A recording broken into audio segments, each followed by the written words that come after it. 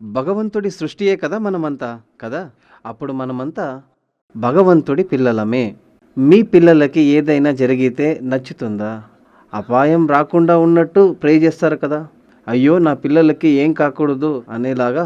అదేవిధంగా ఈశ్వరుడు మనకి అపాయం రావాలి అని ఆలోచించడు. కరుణామయుడైన ఈశ్వరుడు దేవుడు భగవంతుడు, అది అల్లావో యేసువో శివునో బ్రహ్మనో విష్ణువో దేవో ఎవరైనా కానీ భగవంతుడు దేవుడు. ఆ దైవం కరుణామయుడై ఉన్నాడు.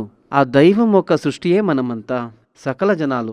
ఈ జనాలంతా ఆపద లేకుండా సంతోషంగా బాగా బ్రతకాలి. అందుకనే భూమి మీద సకల సుఖభోగాలని భగవంతుడు కరుణించినది.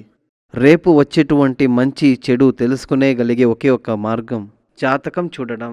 ఇదో చూడండి, కన్ను ఉండేటిది మీ ముఖంలోనే కదా, మీ కళ్ళు ఉండేది మీ మొహంలోనే. కానీ మీ కళ్ళారా మీ